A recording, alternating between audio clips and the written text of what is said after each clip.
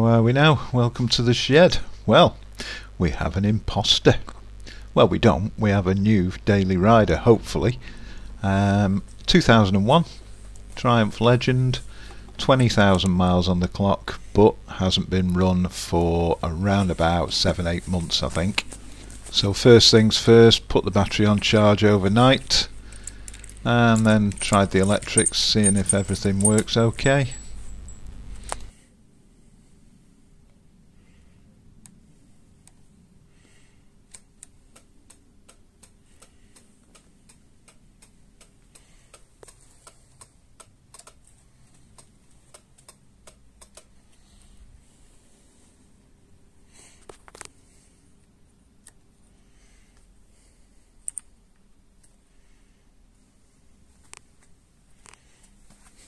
So here we have problem number one. We got no backlights. So it's time to take the seat off. Not as easy as it sounds, to be perfectly honest. Got two hex head screws at the back, but this has actually got an aftermarket Rentec rack on the back, so it does make life a little bit difficult.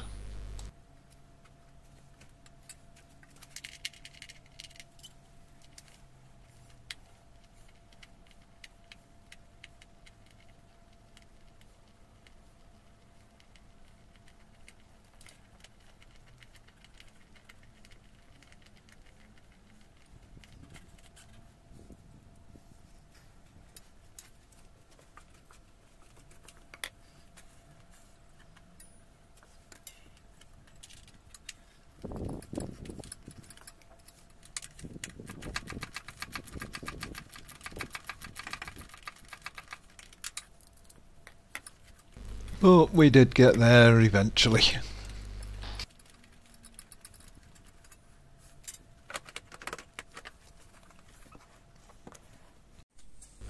Located the fuse box. That's the big black box that says fuse is written all over it. Removed the cover and then took my multimeter and basically just checked for continuity across both sides of each fuse, just to see if we've got anything that might be awry.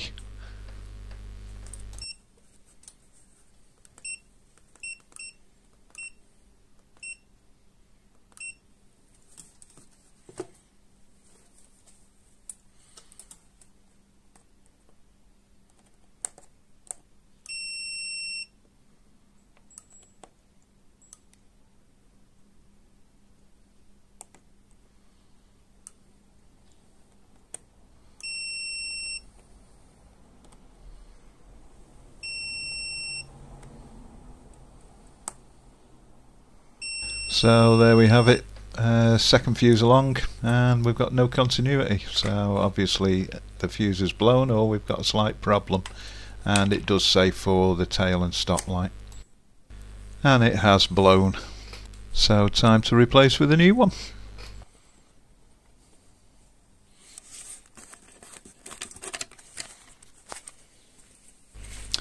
So we have light, but it doesn't look right to me, that, and that one's not working either. So took the cover off, had a look, and one of the bulbs is also gone, which was quickly replaced with a new one, and there we have it, stop and tail.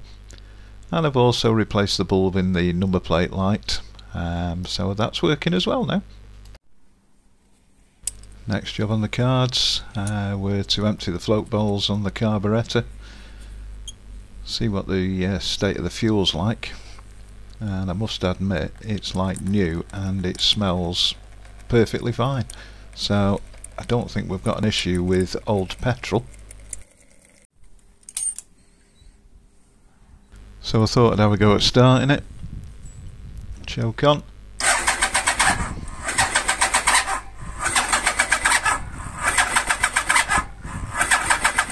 Struggling a bit, to say the least. Oh, we have life, but not for long. So time to take the carbs off. First thing was a couple of bolts, take the tank off. Cover that covers the coil is also broken, so I'm going to have to try and repair that in some way.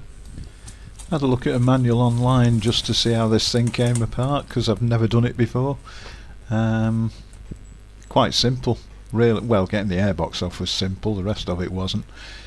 Just one bolt on the side here, 2 screws on the Jubilee clips at the front of the airbox there. Take them off and this thing just slides out.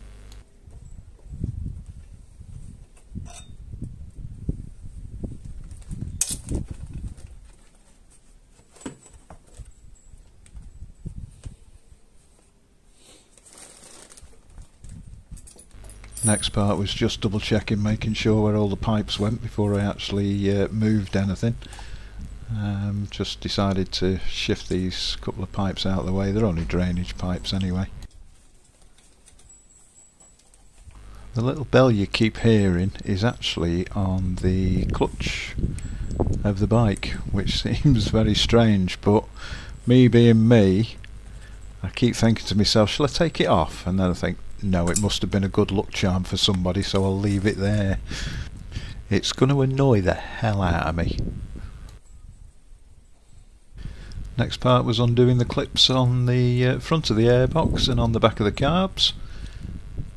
Had a little bit of an issue with this one. Then out with my long screwdriver and we undid the carb intake. And then, fingers crossed, we should be ready to actually take the carburettors off. This screw was a little bit tight. I was slightly worried just in case I broke it. There we go. Jobbed.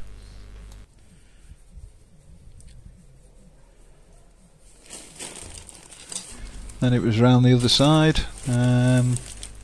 undo the other 2 hose clips, and then it's case ready to remove the carburettors. Here's my little bell that's going to become very annoying. Carbs are on the bench in the shed. Time to strip them down, give them a quick blowout with the old air gun. See if we can't get this bike running.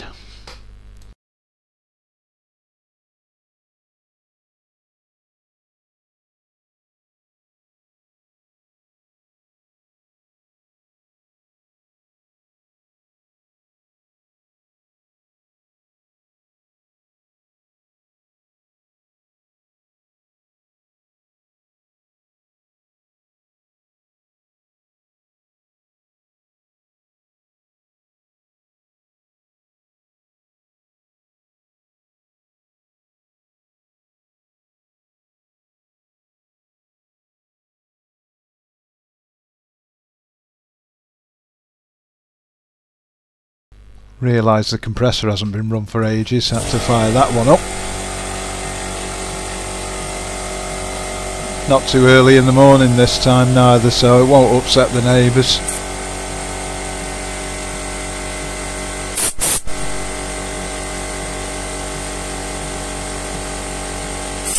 So blow the jets out on all 3 carburettors. We've got main jet and pilot jets, and also just blew down some of the crevices in the carburettor itself as well.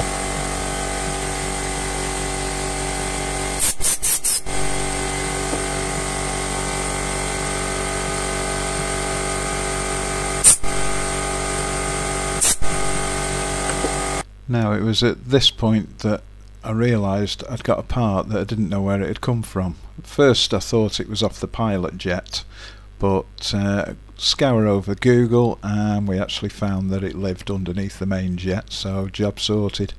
It's the part in the photograph called the main nozzle. So put it all back together again and tried her, and she fired up first time. Very impressed.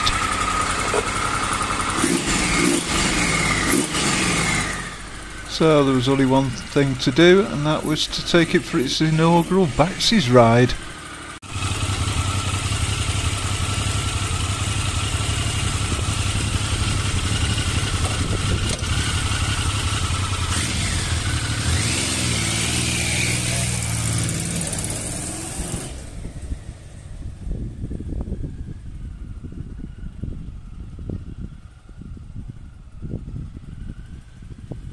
There is a little bit of a hiccup on one of the carbs, but I just think it's through lack of use, so we'll keep our fingers crossed on that one.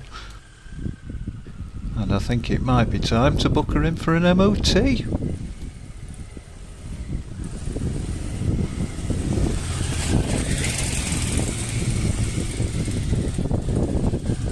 And here we are once again doing a 45 million point turn because the baxes aren't that wide, so I'll cut it here and move on.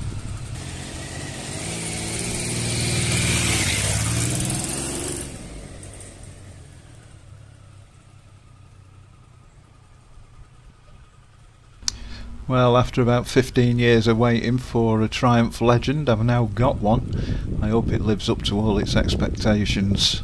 Can't wait to get it out on the road and see what it's like.